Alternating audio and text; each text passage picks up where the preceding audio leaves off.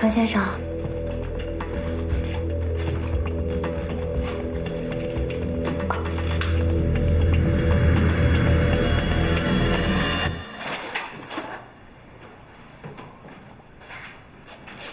这是什么？这是张医生让我加的药啊，急用的。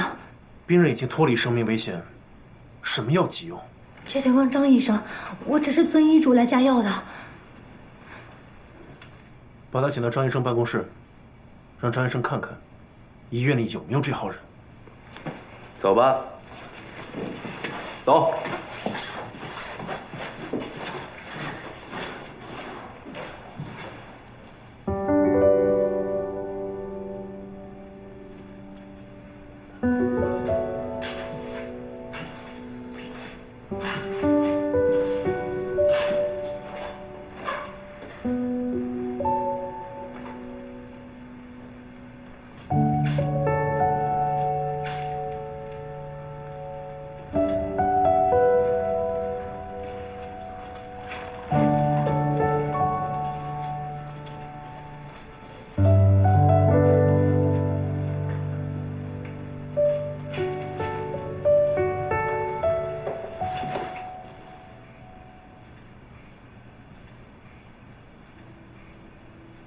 陈医师，陈医师，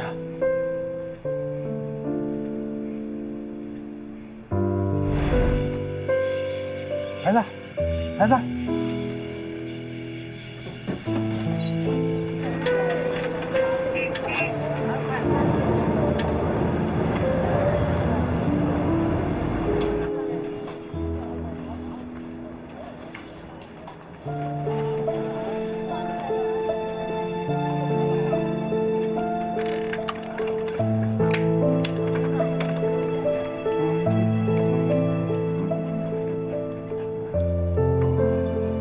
我饿了。我饿了。嘿嘿，下次了，你饿就饿呗，脾气还挺大的，啊，想吃啊？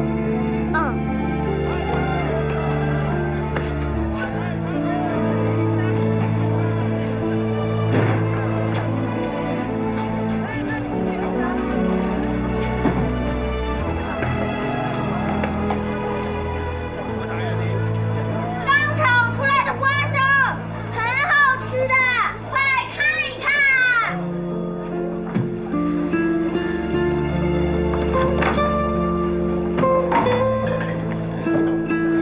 来来来，刚炒的花生啊，好吃啊！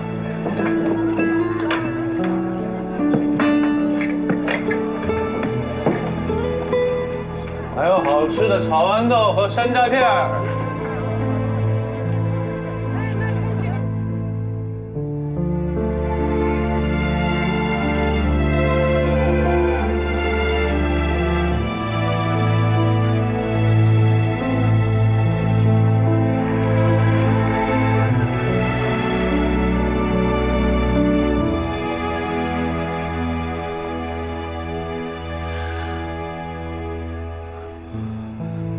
你醒了？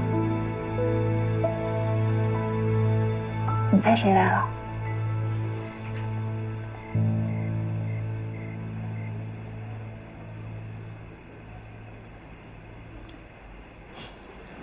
徐树来过了，半个小时前来的。本来我想把你叫醒的，让你们聊会儿天，但是他说不用了。他还说他不知道跟你聊些什么。你们上一次的对话是他不对。那是什么话？君子兰。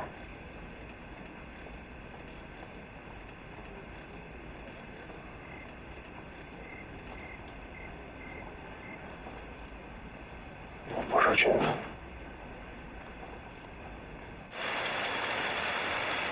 老爷，你一天什么都没进，胃该难受啊。吃点东西吧。备车。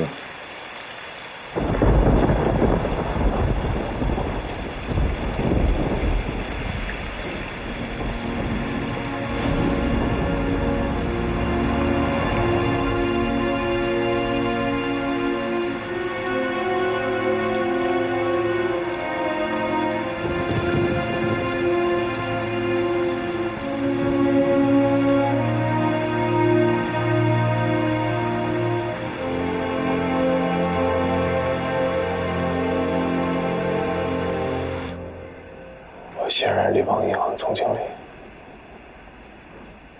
从今天起，你接任。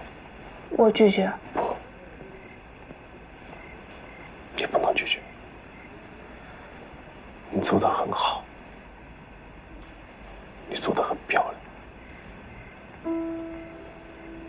不，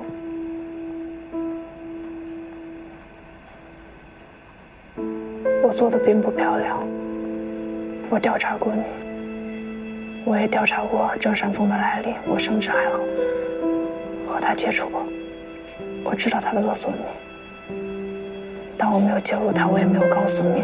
我以为我可以靠自己解决，我以为他离开上海下南洋，这个事情就平息了。可是我万万没有想到，终究还是来对付你了。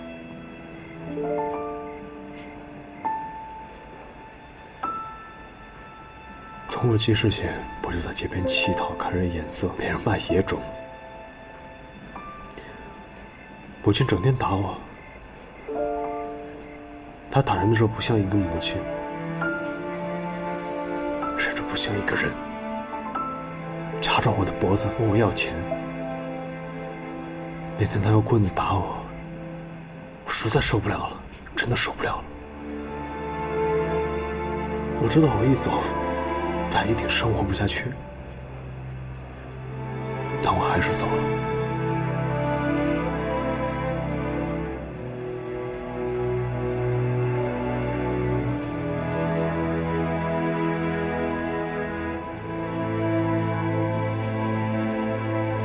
我走了，我跑得远远的，假装对什么事没有发生，完全没有发生过。这就是我，这就是程一之，爱的总经理，只为玷污立邦。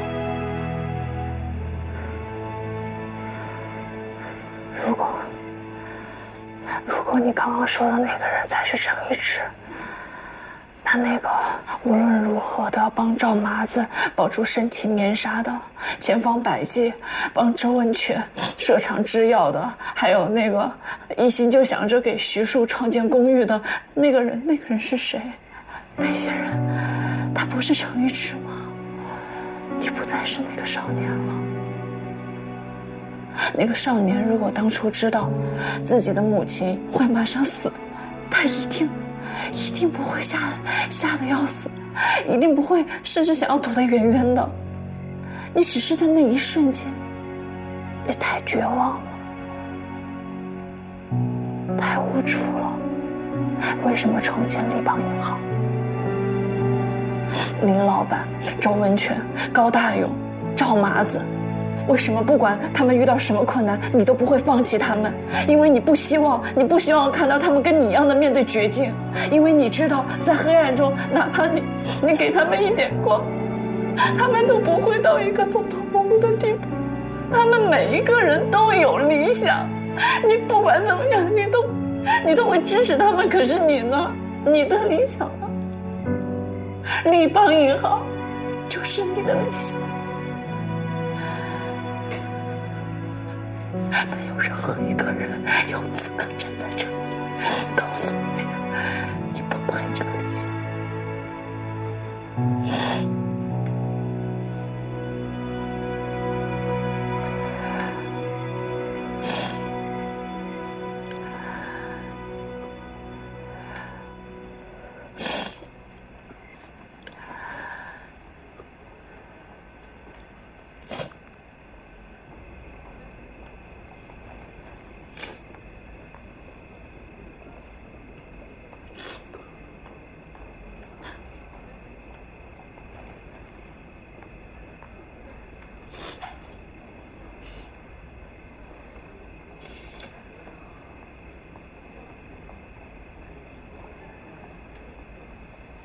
谢谢。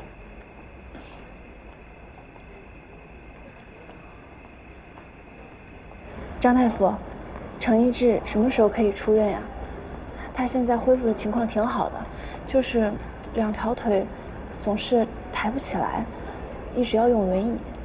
吴小姐，程先生情况很不乐观，我本来想早点通知你，但是你的朋友强烈建议我暂缓通知，怕你接受不了。很不乐观。他是有生命危险吗？生命危险倒是没有，但是他的腿部神经受损，可能无法站立。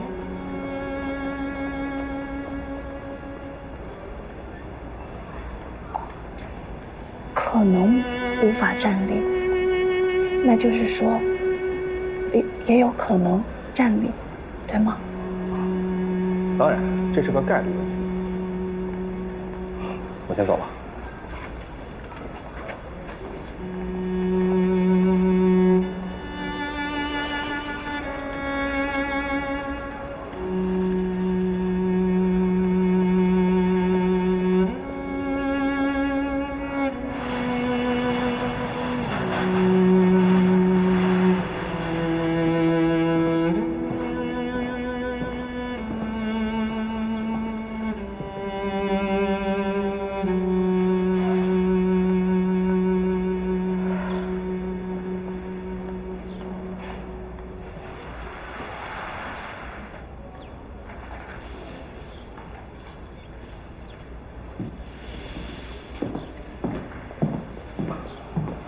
医师，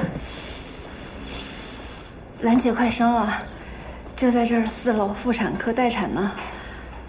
还有真真同游，这2个月产量也翻倍了，跟文犬制药都一起足额发了分红。都是好消息。对了，查理他介绍了我一个呼吸的老郎中，擅长经针，尤其是跌打骨折又奇效。明天我把他请过来给你看看，好吗？梅子，程总经理，吴科长，银行刚收到国民法院传票，说程总经理涉嫌奸杀少女案中包庇一罪，需到庭接受审判。啊，没事儿，我去找一趟江律师，放心。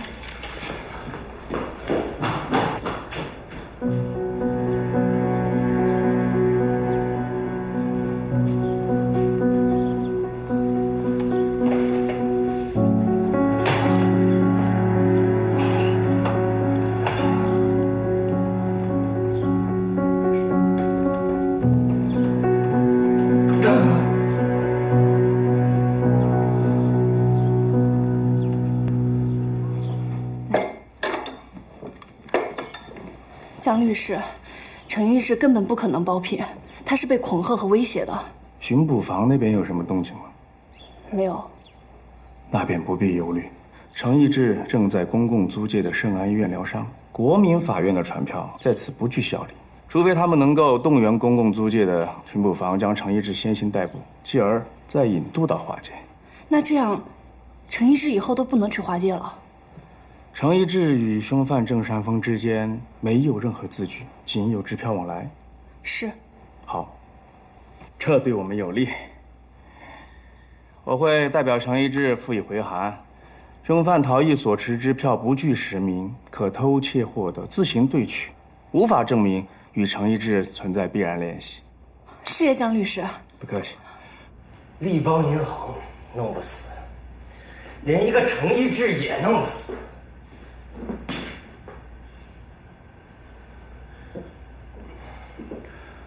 本来想动静小点儿，别让大老爷察觉，可是就是那么不凑巧被徐庶抓了，搞得吴丽姿从黑市雇来好几个保镖，现在日夜坚守在病房外边。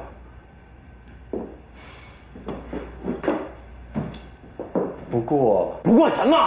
听说国民法院已经给程义志发传票了，现在就等巡捕房配合。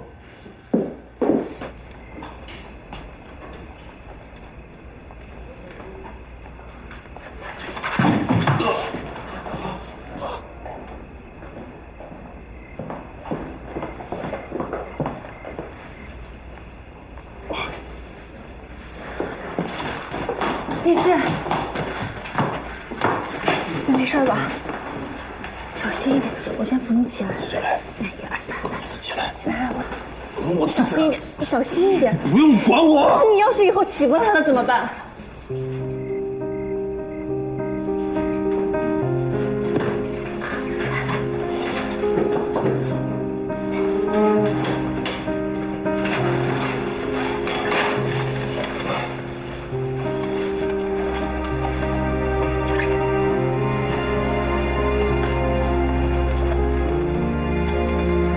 那如果就是站不起来了怎么办？你怎么能站起来的？站不起来就是个废物了吗？只能让别人照顾你，你再也不能照顾别人了，是不是？一想到这里你就受不了了，因为你习惯了付出，为了别人怎么样都可以。现在你残废了，你什么都做不了了。可是只懂给予，不懂接受的人，才是残缺的。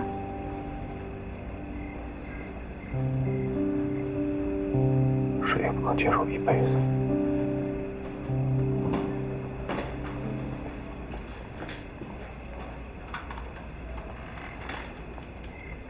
你在撒娇，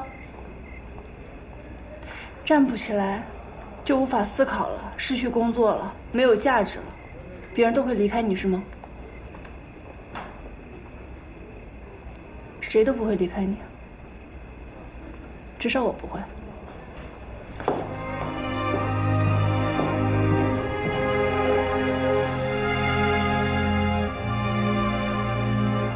给你弄点吃的，好好待着吧。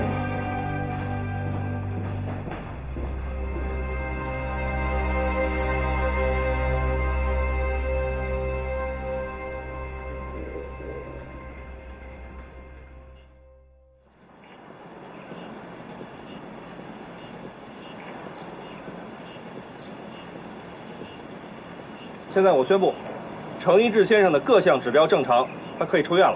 哎呀，好，你回家。罗老板，感谢您为我安排最好的病房，就连我的一日三餐您都要亲自过问。哈哈，也算是多年的朋友了，还这么客气。一志，大难不死必有后福，这腿伤，咱们慢慢养。韩姐，别难过了，你这刚出月子，安姐，您看，就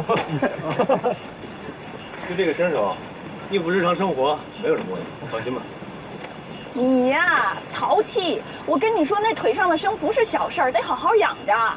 李子，你把他管严了。我知道了。公共租界巡捕房逮捕令：程义志，涉嫌奸杀少女案中包庇嫌疑，将于24小时内引渡至华界，接受法院审判。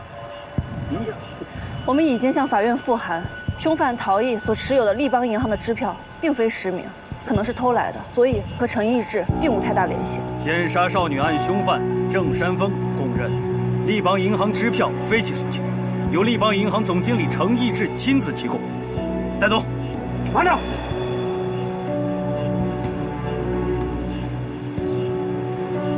程义志身体尚未完全康复，行为能力不足，引渡过程中万一发生身体情况恶化，谁能负责？我是医生，我可以为程一志先生开具大伤未愈的证明，请递交国民法院。什么大伤未愈？不就是2条腿废了吗？你说什么呢？怎么着？还想一辈子窝在轮椅上，一辈子躲在医院，一辈子？留神你的口气，在我圣安医院，休得放肆！圣安医院怎么了？不是法外之地，巡捕房的面子也敢驳吗？你罗老板，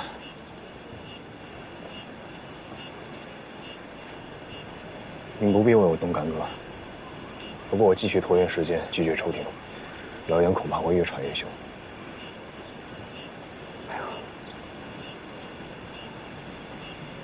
我愿意出席审判，我跟你们走。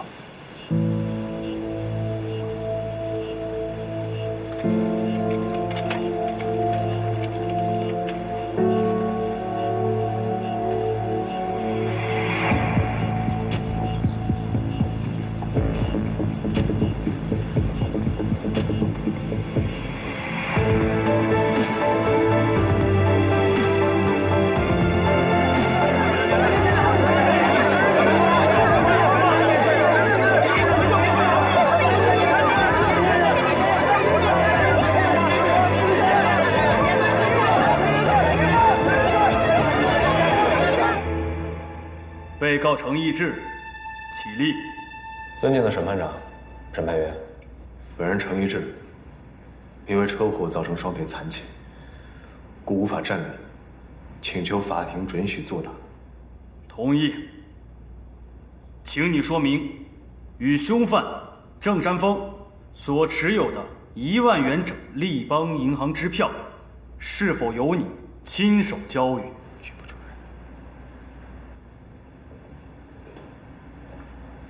尊敬的审判长、审判员，凶犯郑山峰所持的1万元整立邦银行支票，由我亲手交予。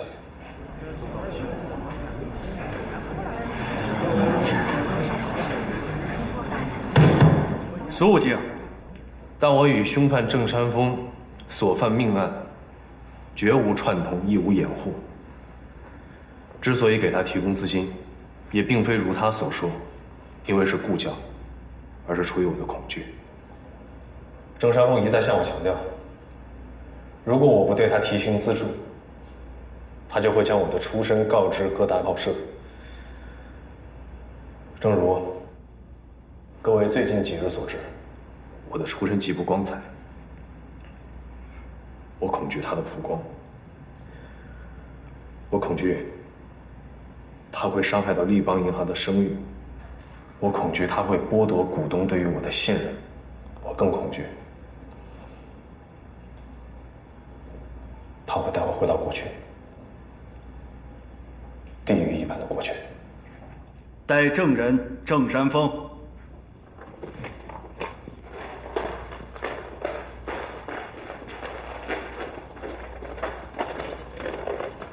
证人郑山峰，请你陈述与被告程义志关系。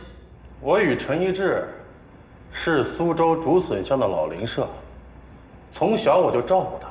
虽然有些年头没见了，但我知道他心里一直念着我对他的好，一定会帮我。所以我犯事被通缉之后，直接去了立邦银行，跟他说明情况之后，他给我开了支票，还买了船票，后来亲自送我上船，我非常感谢他。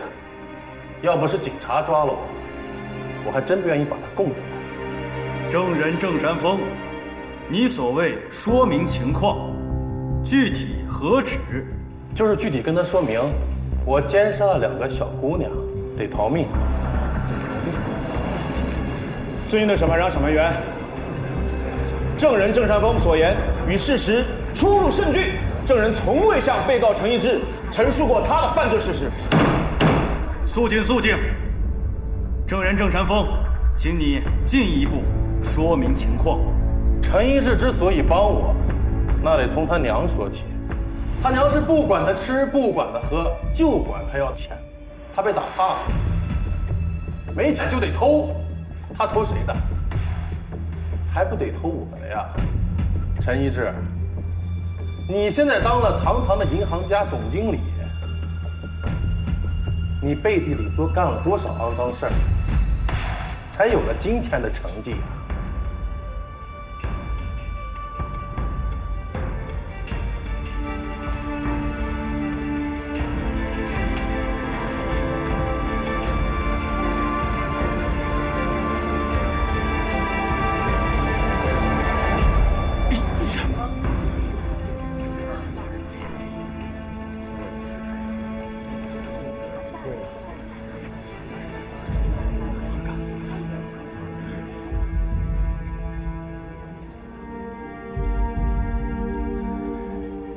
血口喷人，置我于死地，为何？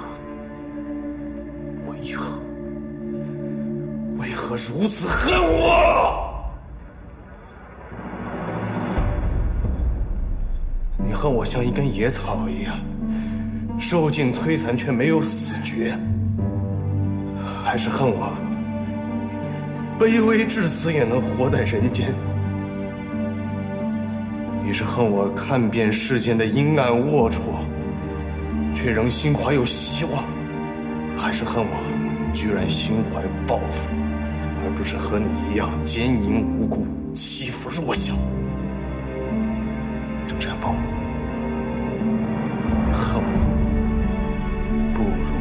自尽。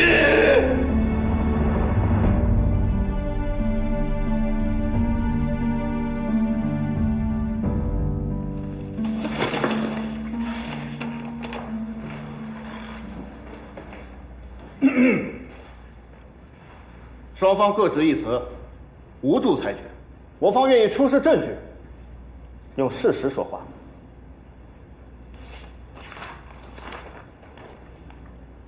尊敬的审判长、审判员，警方通缉郑山峰公告在此，上面清晰地描绘了郑山峰的肖像及所犯罪行。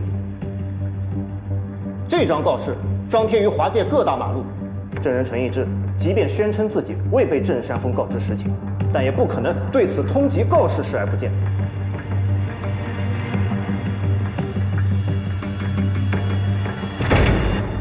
尊敬的审判长、审判员，被告陈义志申请提交重要证据。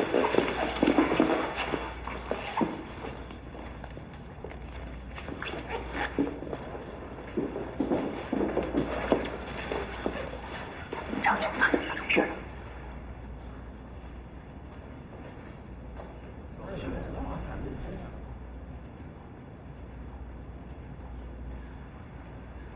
尊敬的审判长、审判员，各位，这是广州通贸银行出具的上海立邦银行涉案支票的兑取时间和地点的记录。郑山峰在上海领取了立邦银行4765至4774号连号支票，并于5月14日在广州进行了第一次，也就是4765号支票的兑取。而3日后，也就是5月17日，上海华界警方才将奸杀嫌疑人锁定为郑山峰。上海警方的通缉告示的落款时间更晚至18日，由此可见，被告陈义志将支票交给郑山峰的时候，根本不可能看过通缉令。尊敬的审判长、审判员，刚才被告陈义志已如实的陈述证人郑山峰对他的勒索事实。在过去，他是郑山峰勒索行为的受害者，而今天更是他伪证行为的受害者。公诉方还有何证据补充？我方需要时间整理。尊敬的审判长、审判员，被告陈义志请求法庭判决。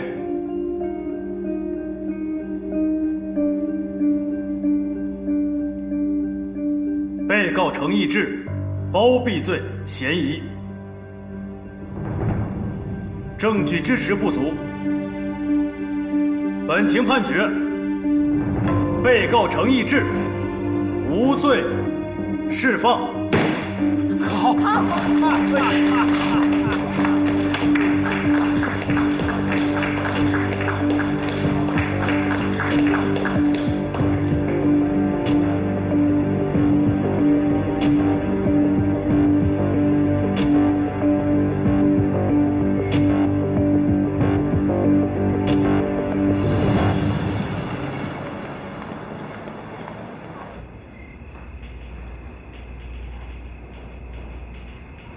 小心一点。没事。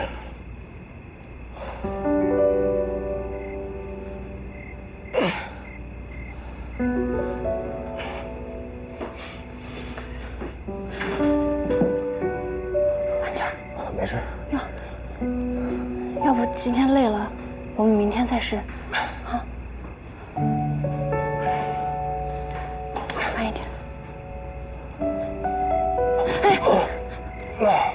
我自己来。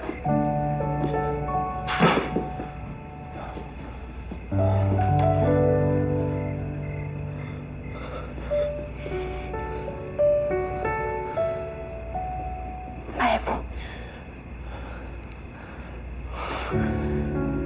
再走一步。你没事吧？没事。疼吗？那我先扶你起来。慢点。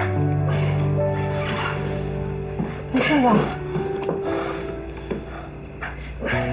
明天再试吧。你今天好好休息好不好？啊，好不好？一志，李市长在吗？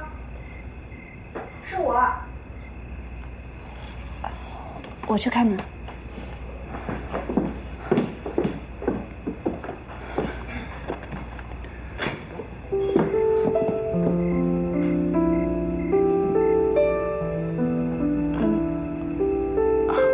我刚把他送回来。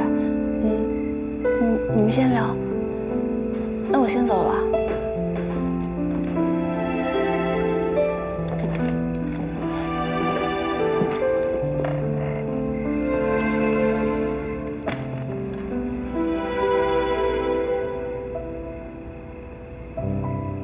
陈总经理，艾琳小姐，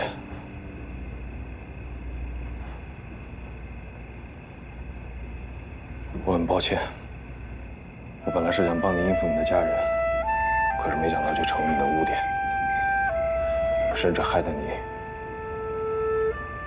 也令人非议。我知道，我当然知道，我也对不起你。如果不是我们虚构的关系，大家不会那样议论你，报纸上也不会那样丑化你的。不过还算是有一件好事儿，陈总经理告诉我，你的家人同意送你去读博士了。姐姐们也是想让我出国避避风头，所以就忽然答应我去读博士了。真好，你的家人总算支持你了。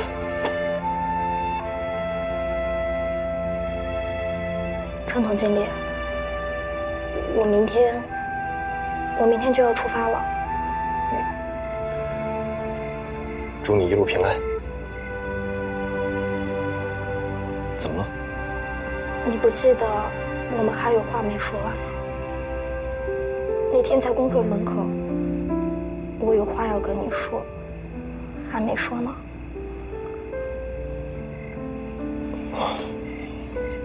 你说。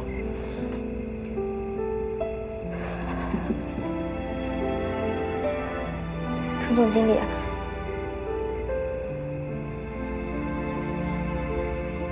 我爱上你了。啊，你不用担心，也不用内疚，我知道你不爱我，我其实只是想告诉你，除了告诉你，我没有别的意思。你也别紧张，虽然我喜欢你，但是我还是要去读博士的哦。那我走了。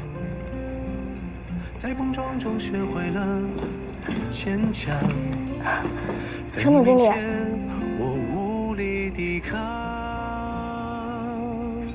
你还是爱着吴科长吧？被我看出来了。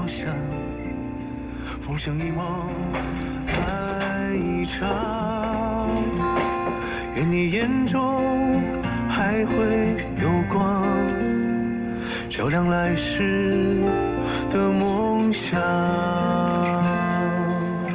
以你在繁华的世界寻找一切，轻狂勇敢不忘少年，冲向明天，望真心能瞒过谎言，盼你我能回到那一天，初见你心动的瞬间，忘记一切，情伤是最美的语言，心动此间，盼你我能跨过恩怨，让时间回到相见那一天。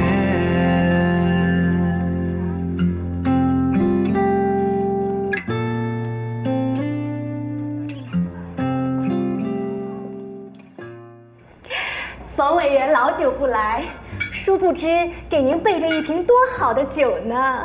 哦，杨贵族说，这白兰地在伯爵府都不多见呢。您尝尝。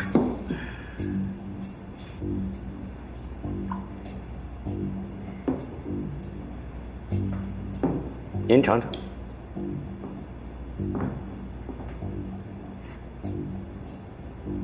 如何？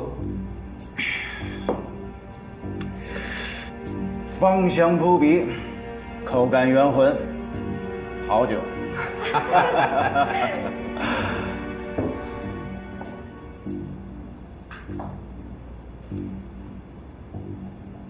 冯委员这么忙，还不容关照咱们工商联合会换届之时，极力推荐黄某担任贷款委员。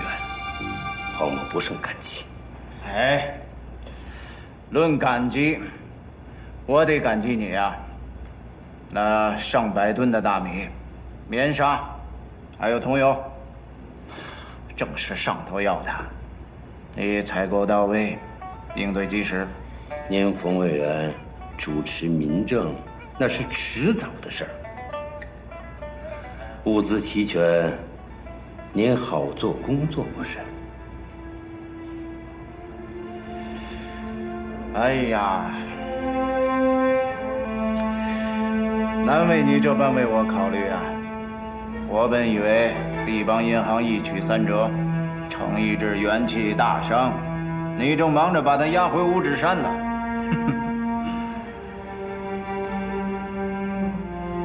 来，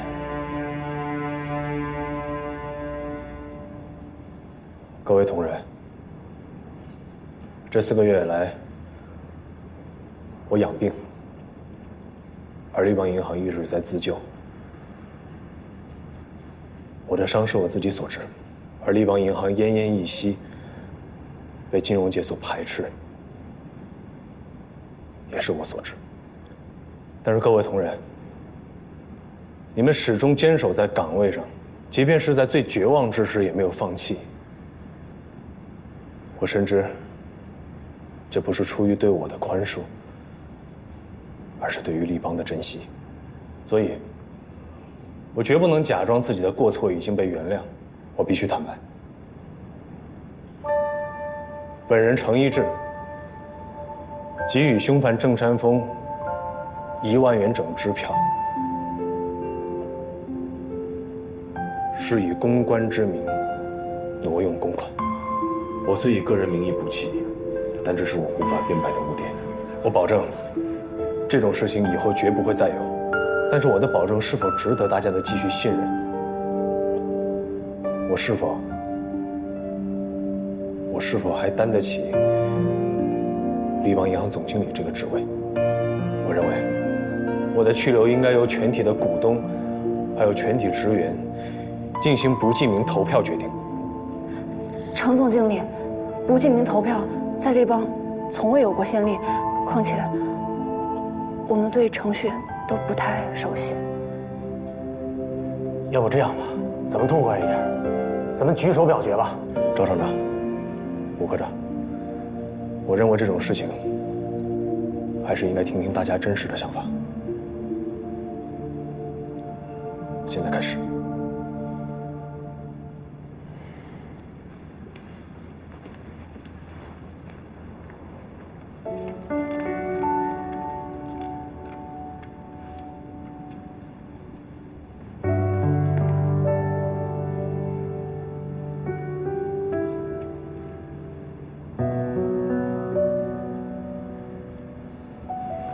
我们家我太太说了算，她代表。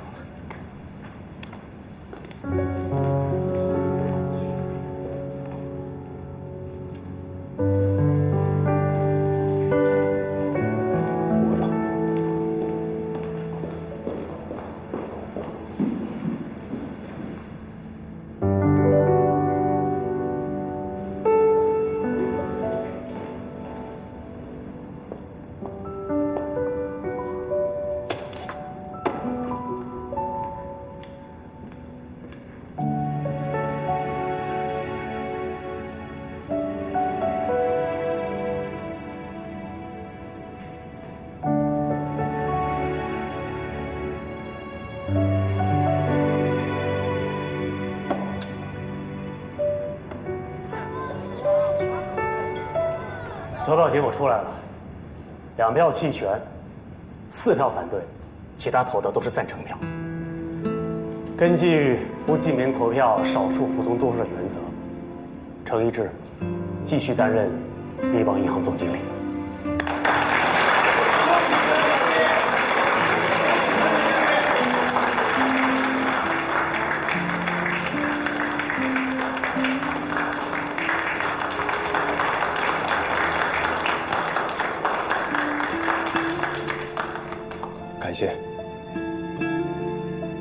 感谢各位同仁。今天我要做一个决定，就当是我给立邦银行的致意，也当作是我的歉意。我决定出让我个人股份的所有收益，奖励立邦的职员。从今天起，立邦不再只属于股东，而属于大家，属于立邦的每一个职员。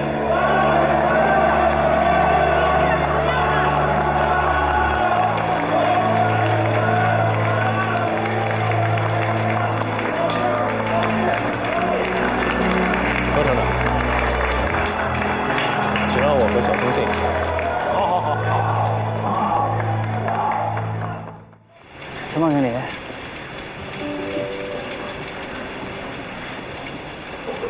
你父亲说你这几个月都没去学校，一直待在房里。我爹又怕我出去打梭哈，给你立邦银行栽培乱呗。你父亲真是小看你根本就不玩牌。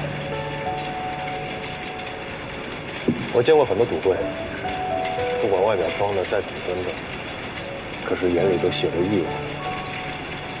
你恰好相反，你的父亲再婚，这是你最大的风险，是吗？是又怎么样？要不是你们拉着那个姓廖的勾引我爹，我们家早就破镜重圆了。你们见不得我们家好，把我爹变成你们的，给你们挣钱。你真的这么以为吗？你真的认为立邦会干出这种事情来？看了申报啊，我一点也不意外。这种事儿干得出来。这怎么谈了这么久还没谈完呢？不行，我得去看看。哎呀，你给我站住！你这会儿过去不是添乱吗？坐下。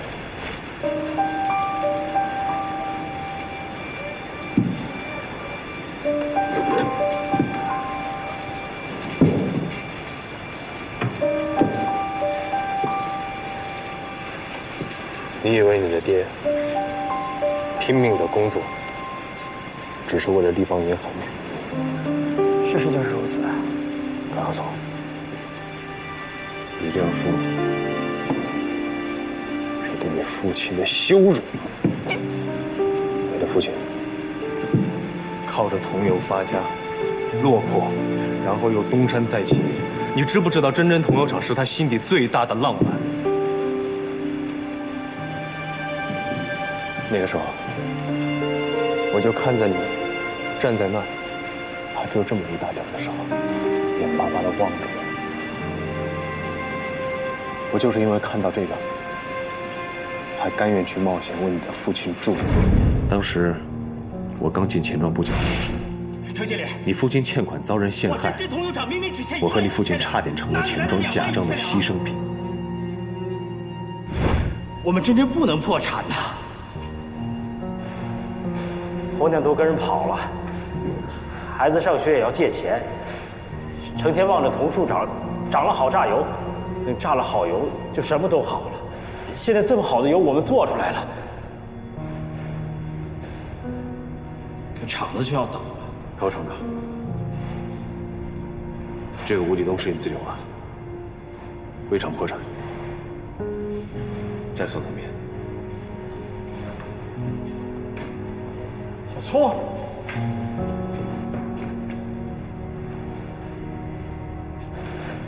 陈掌柜，求求你别让我们死！然而，你父亲的一腔赤诚打动我了。我不忍看他横遭宰割，因而与他一同并肩，共克难关。那时的我其实并不知道自己能不能救活桐油厂，但我和你父亲都拼尽了全力。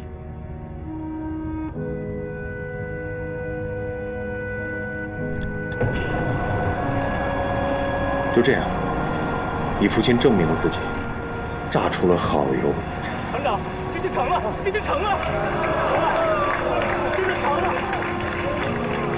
看到你父亲成功后的喜悦，我第一次感受到了扶助他人实现理想的意义。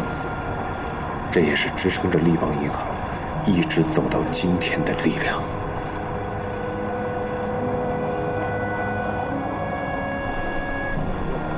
谢谢陈叔叔。你演了一个赌徒，欠下了巨额的赌债是，这样的确可以把立邦推向深渊，但同时也把你父亲逼向了绝路。兰姐告诉我，如果立邦银行就此破产，你父亲会以死谢罪。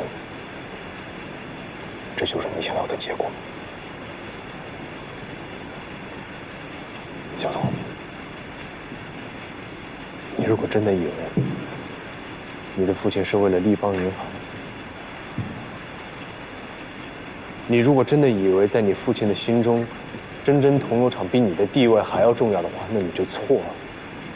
你父亲顶天立地、堂堂7尺男儿，为了你牺牲掉真正的性命，为了你2次在我的面前下跪。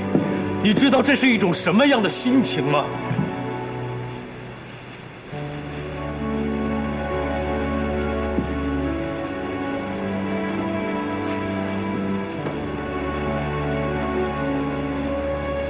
亡羊补牢，为时未晚。我希望你父亲为你牺牲掉的尊严，能够成为你的动力，加倍的还给他。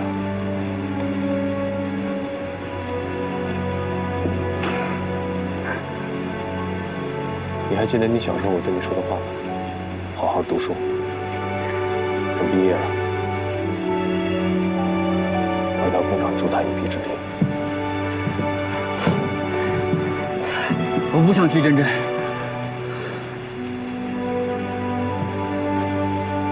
我也不想做通友。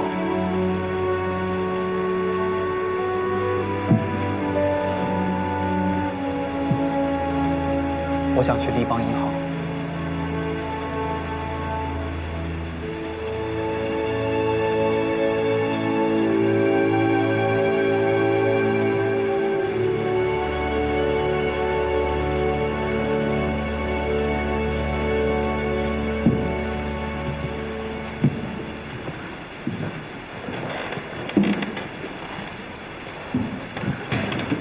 陈总经理，高厂长，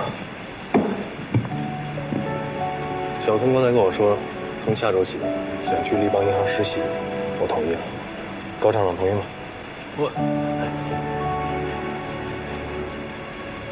哎，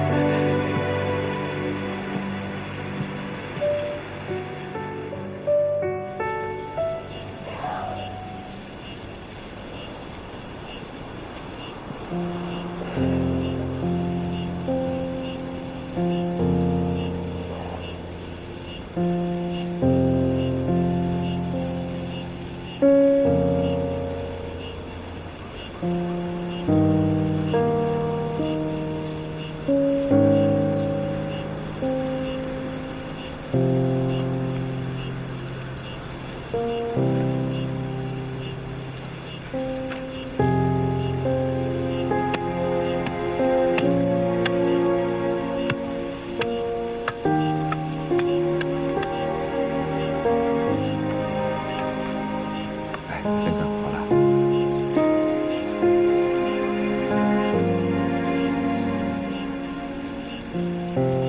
娘，你要是原谅我，就让我梦里安宁。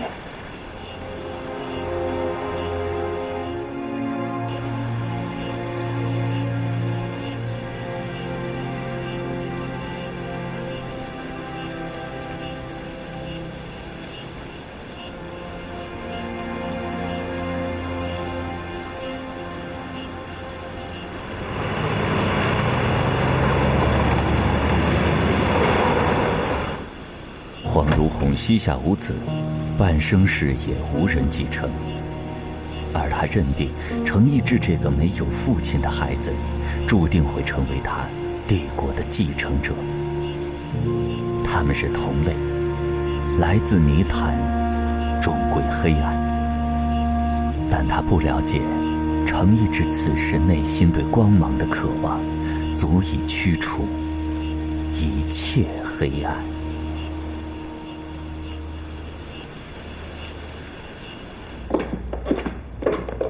把门带上。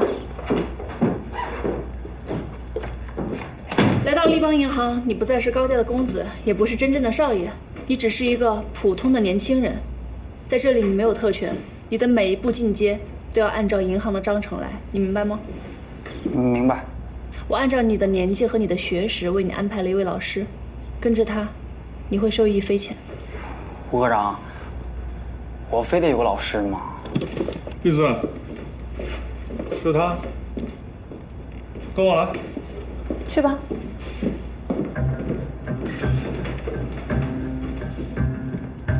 银行练习生第一课：扫除、侍膳、招待。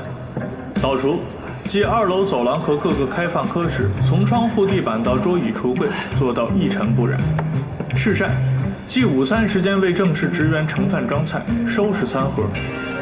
招待，即银行开门后关门前于大堂协助监理维持秩序，给客户奉茶倒水。做满1月，向我汇报。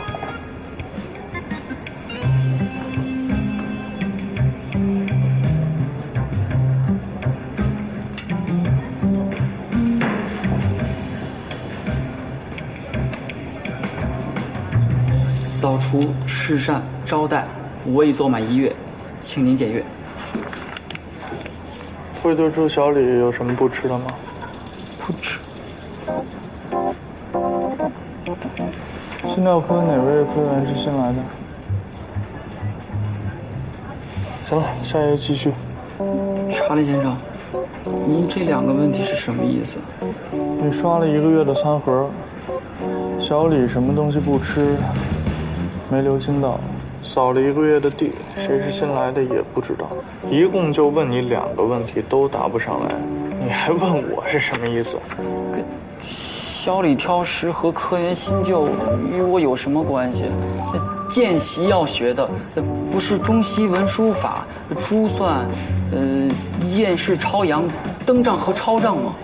营业见习最重要的就是2点，一是操守，二是周密。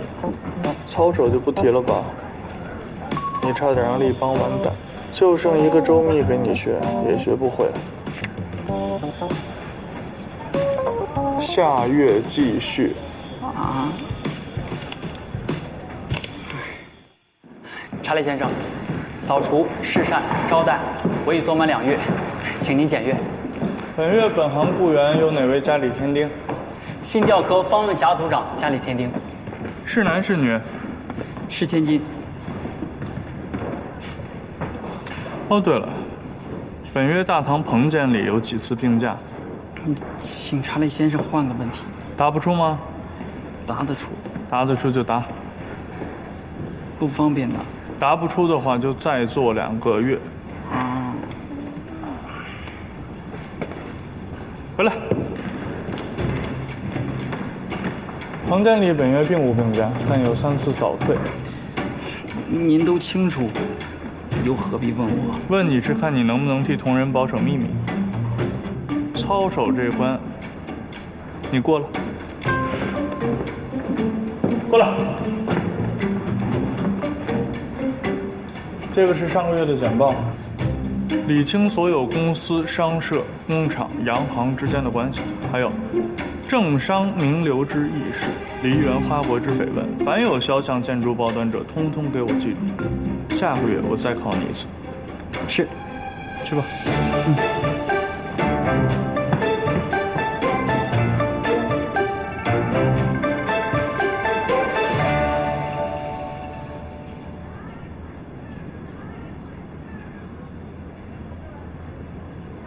彭监理，吴科长，您打算去其他银行谋职，跟他们商讨待遇了。吴科长，我对不住你。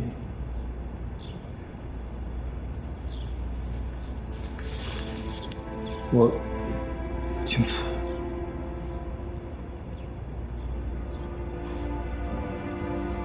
我不明白，你为什么一定要离开立邦银行呢？因为我投了反对票。是因为程总经理留任，让您对立邦银行感到灰心了？不是。是因为你投了反对票，所以你心里感到惴惴不安，你担心我知道了，或者是被程总经理知道了，是吗？程总经理，如果是如此狭隘之人，他就不会提出不记名投票了。您是立邦的老人了，您投出反对票，我表示特别理解。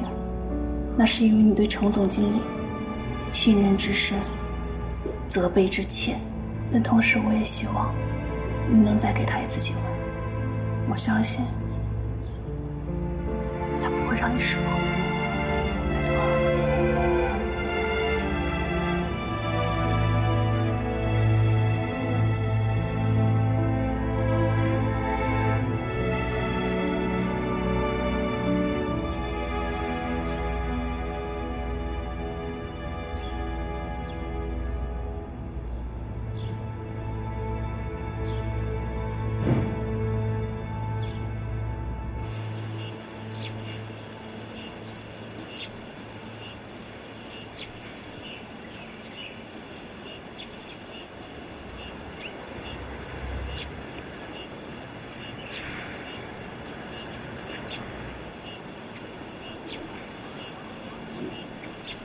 雷子跟着我多久了？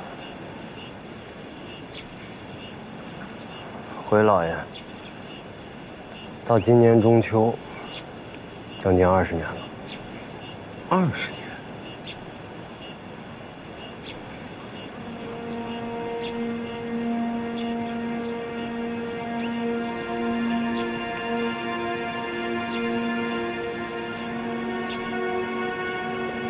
都跟了我20年了，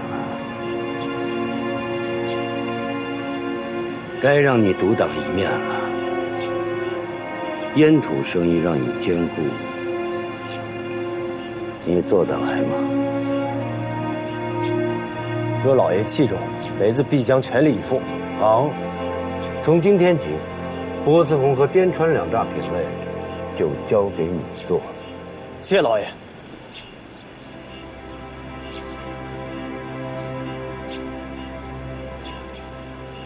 还有事吗？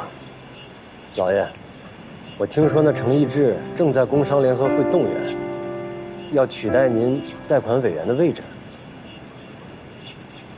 你给我记住了，他走他的独木桥，你有你的阳关道，不打紧。雷子记住了。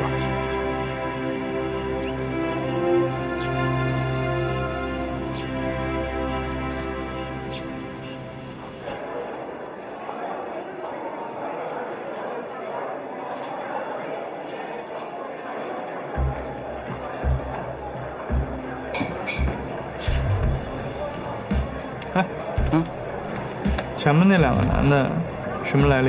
哦，个头高的那位是明光火柴厂刘明光厂长，个头矮的那位是工商联合会贷款委员丁小兰。眼下明光火柴厂正与日商谷口会社恶战，刘厂长大概是向丁委员寻求资金帮助。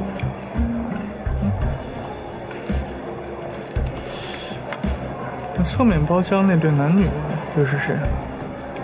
女士是中央执委曹部长掌上明珠，多年身居贵中，上月中已订婚。男士正是其未婚夫留德物理博士崔达民。哦，对了，那你说台上这诸葛孔明又是何人的？哦，其人亦名关秀月。昆生之佼佼者，扮相文秀俊朗，情态潇洒自如。行家才知关老板唱腔比身段更佳。关老板唱腔干净清亮，且饱含英气，跌宕起伏，既柔且刚。苍劲处不输棋派，激越处堪比余派，传情处更甚严派。入口。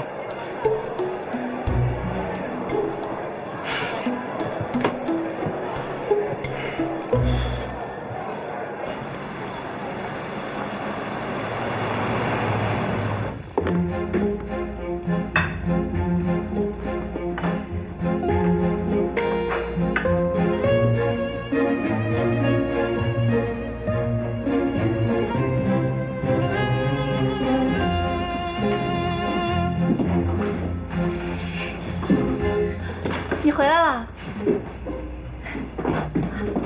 包给我。进来呀。你怎么进来的？哦，那天呀，那谁来的时候，我不是走的有点着急嘛。你这钥匙还在我这儿呢。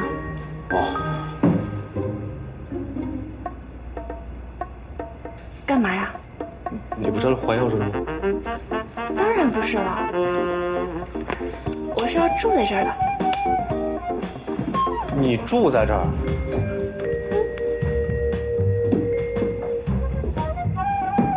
只有一张床。啊，我知道呀，你睡床，我睡沙发，我都准备好了。你看，被子、枕头，你放心吧，我会把自己照顾好的。你睡沙发？嗯。谁让你来的？张大夫。张大夫。啊，张大夫说了，现在啊正是你恢复行走的关键时期，需要我对你悉心的照顾，还要非常有热情的关照。你要不坐会儿？张大夫什么时候跟你说的？今天下午刚说的。他为什么没跟我说？你站不起来的时候，他也没跟你说呀。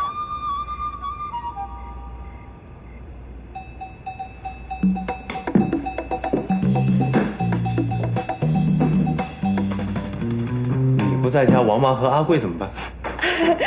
王妈，她回乡下去了。她儿子又生儿子了，着急找她回去带矛头呢。还有阿贵，阿贵她相亲了，马上要嫁人了。你放心吧，他们走的时候我都给了大票子的。你不会真打算住这儿吧？当然了。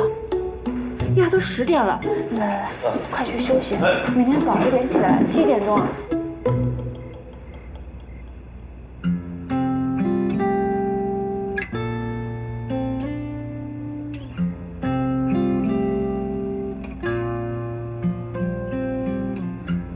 当命运散出的微光，照亮你我曾经的模样，在碰撞中学会了坚强，在你面前我无力抵抗，让我忘记所见所想，浮生一梦爱一场，愿你眼中还会有光，照亮来时的梦想。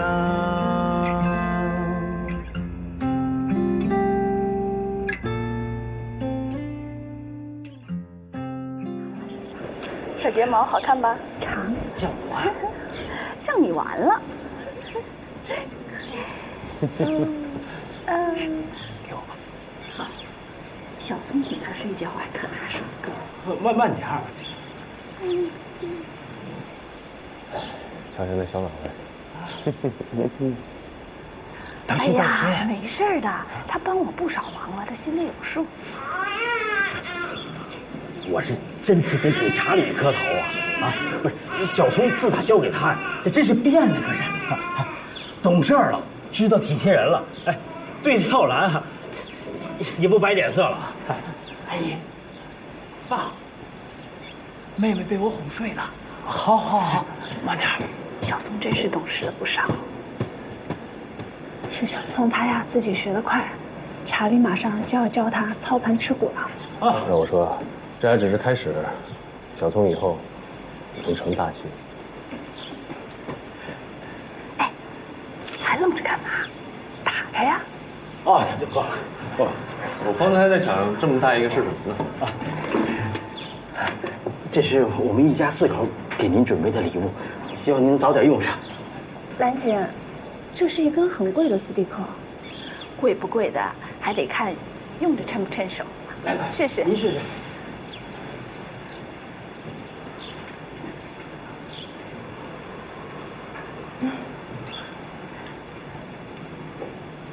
哎呀！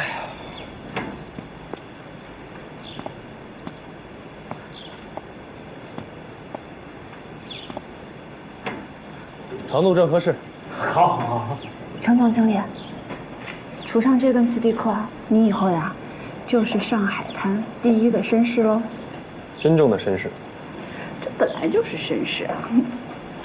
他这还得好好锻炼。哎，你早晚陪着他做康复训练啊。知道了。哎呦，我说漏嘴了。你跟丽兹住一起的事儿，他早跟我说了。哎呀，别害臊，都是一家人呀。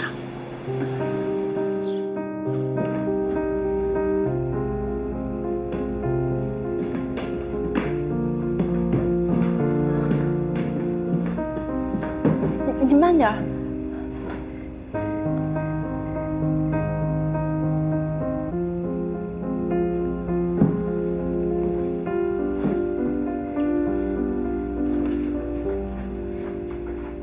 你不用委屈再陪着我了，回去吧。但是，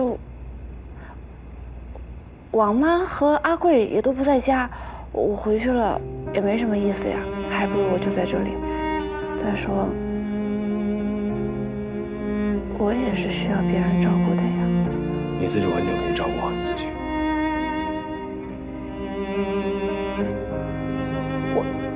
我又没有打扰你，我不就是在沙发上睡。我们这样住在一起算什么？兰姐都笑话我们，旁人呢？走就走，不用你赶。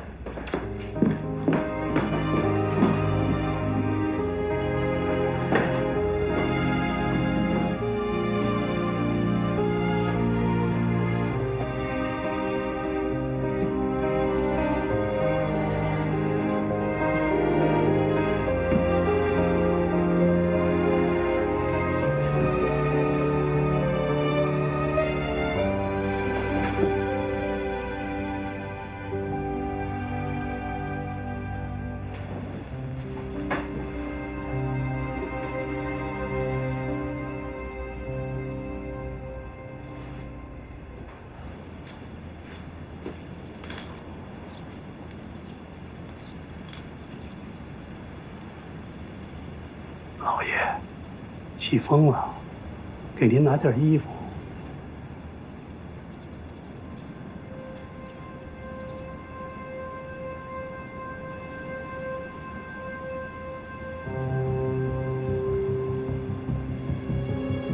要变天了。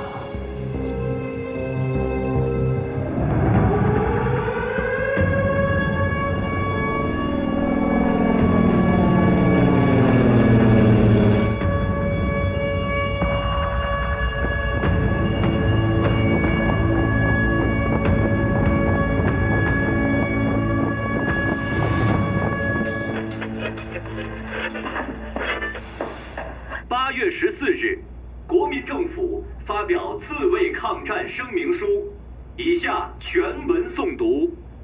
中国今日郑重声明：中国领土之主权已受日本之侵略，国际盟约、9国公约、非战公约已为日本所破坏无余。中国绝不放弃领土之任何部分，遇有侵略，唯有实行天赋之自卫权，以应之。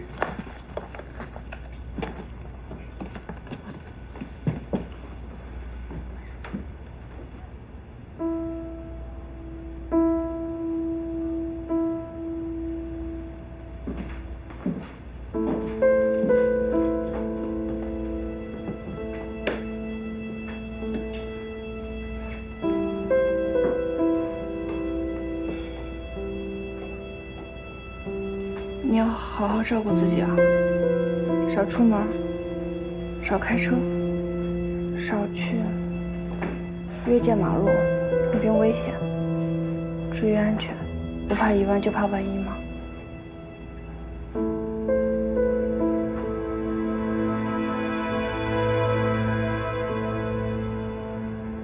你有什么需要的，吃的、喝的，你就打电话给我，我给你送。哦，晚上多用热毛巾敷敷腿脚，能好得更快一点。我走了。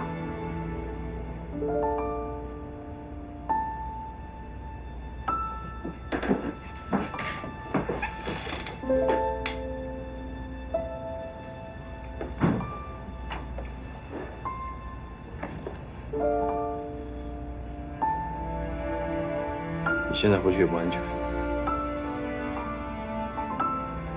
要不你还是留下吧。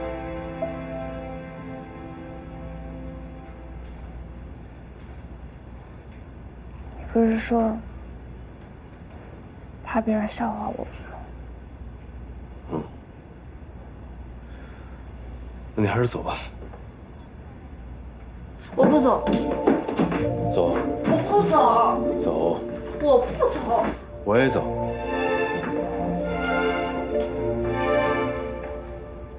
去银行。啊，好。我回来再收拾。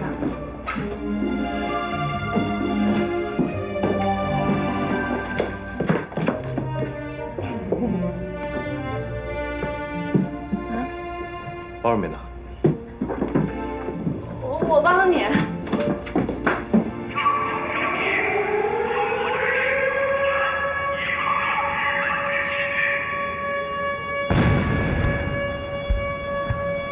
关秘书，徐博士，怎么了？还剩多少存款？还有1万出头。全部捐给抗日赈济会。都捐了？捐。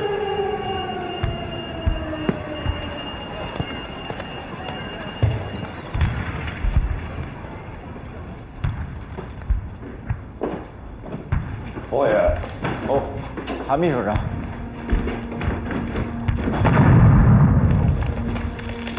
战事特殊，我已举荐你主理民政，已获批准，这可是委员长对你莫大的信任啊！是。百姓的疏散、物资发放、生活生产资料的转移都是要务，务必保证效率。属下临危受命，万某感戴满。啊，拜托了。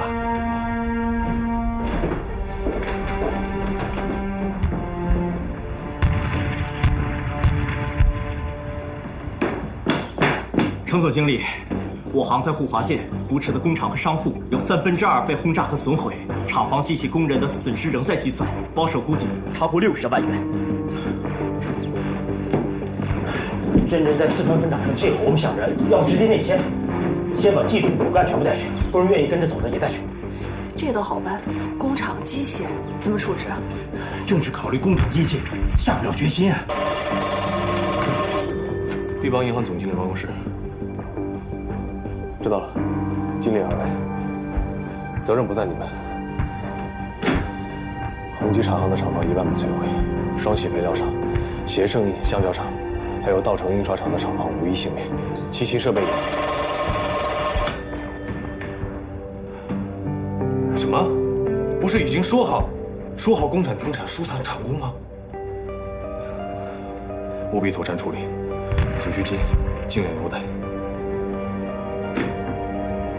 凤凰火柴厂也已经被轰炸，16名厂工抢修设备，全部重伤，3名不治。战事不等人，内迁越快着手越好。厂房应该是凶多吉少，顾及不上了。机器设备新转，立即准备装箱，旧者即刻低价出卖。关键时间是关键。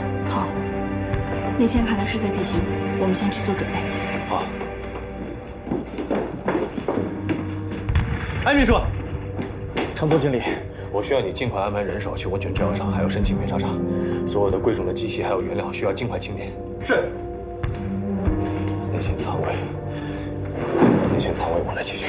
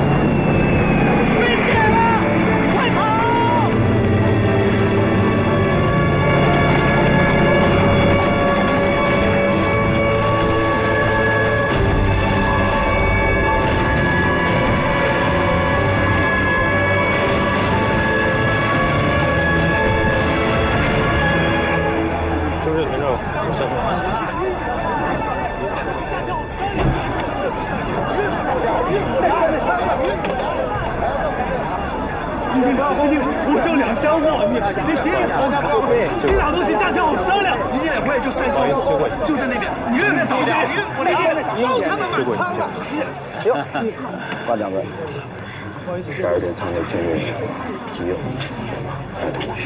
再上，接过去。哎，都排队啊！宁经理，别来无恙。陈总经理，不好意思啊，今日满仓。你看我这飞不进长一点，也塞不进头发了。啊，没关系，我不定今日仓位，我定的是后天的南清华46顿仓位。后天？我说是谁呢？这么大言不惭。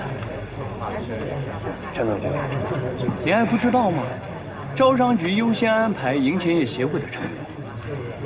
您被银行工会除了名，也被银钱业协会除了名，还在这儿舔着脸订仓位。各位业主跟老板都不答应吗？我不答应，我不答应。万掌柜一向操心立方银行的事务，可是您别忘了政府所定下的红头文件。宁经理，您就把这文件贴在墙上，你应该看得清楚。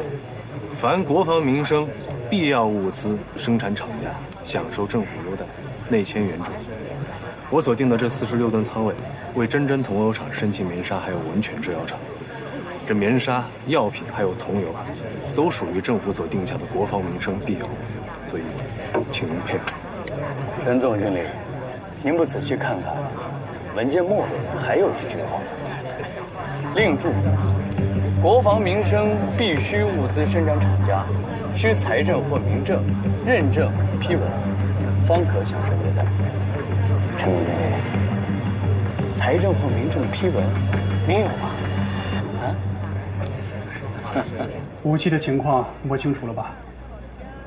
毛瑟枪121支，配40发子弹。大哥，我这里还存了20块，只要有用，我愿意拿出来。我们也不能白死啊！对，血汗钱你们留着，有人会帮助我们的。帮我们？谁呀？谁呀？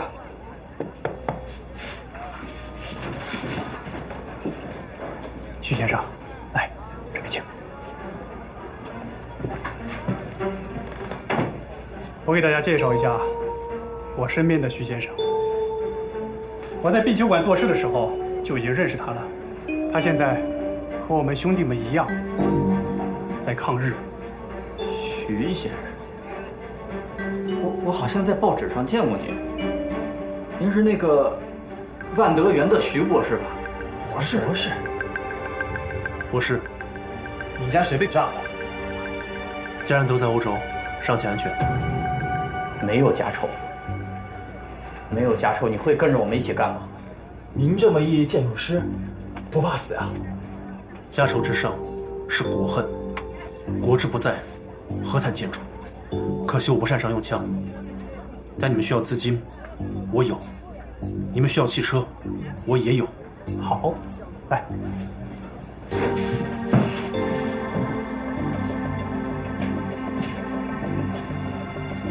大家看，这个人叫做柳二郎，是日本陆军科长。他现在以海宁路一个餐饮为据点，这个地方就叫做石川。我们就要在这里。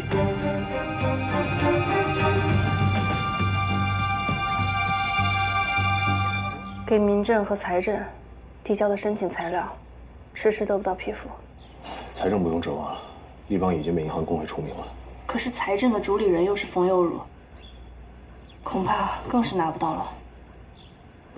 程总经理，我深津2城的厂房又被炸了，没有消防队，成吨的棉纱在那儿烧，再这么下去完蛋了。我们生产原料易燃易爆，一挨轰炸就火光一片，这几天厂工都快吓死了，我也是一刻都睡不着。程总经理，内线仓位有了吗？2位厂长实不相瞒，内线的仓位，短时间内无法解决，所以2位可否接受放弃内线？你说不内建了？去哪里？所有的厂工、原料还有机器，一律转入租界，再试生产，如何？我同意。同意我倒是同意，可是我深津在租界没有厂房，往哪儿搬？我们可以现在立刻开始找地皮。租界的地皮贵得离谱啊！现在已经没有办法了，我们必须不惜一切代价。恐怕不止代价这么简单了。今天上午，法租界刚刚公布新的条例，工厂但凡想要迁入，必须向公共租界工部局或者是法租界工董局提供工厂的外资证明，否则不准入内。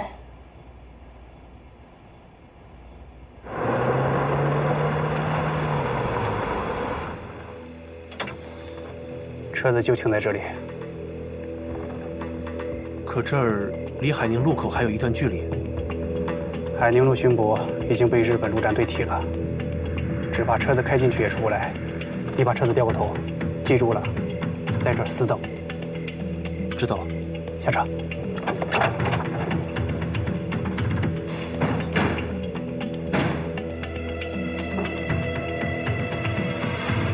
以防万一。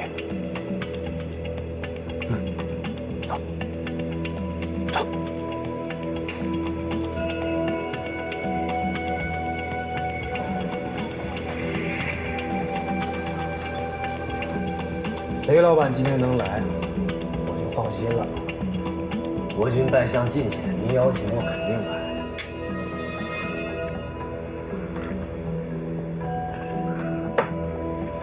雷老板既然这么说，实不相瞒，柳大佐愿意邀请黄老板共商大计，一起建设我们大东亚共荣圈。杜兄，我也实不相瞒。黄老板现在一半的产业已经在我的手上。那雷老板的意思是，咱们直接合作？黄老板年事已高，很多事儿不能亲力亲为了。也对，来。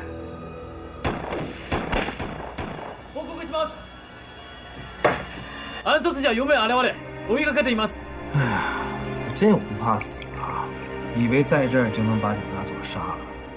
外面枪声四起，窦兄临危不乱，雷某佩服。合作愉快，合作愉快。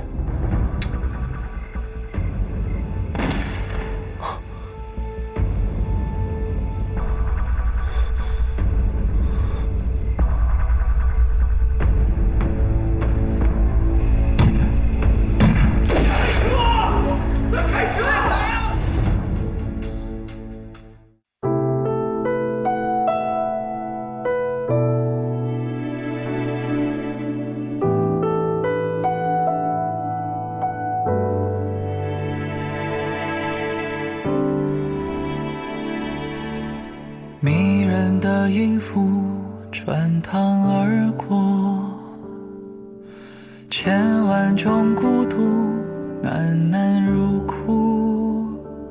平静的海面，迷雾持续平铺，巨大而深深的虚无。动人的孤独平行错落，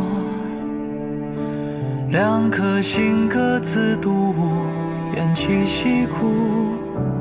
热闹的舞台，命运随即画出，偶尔会交叉的弧。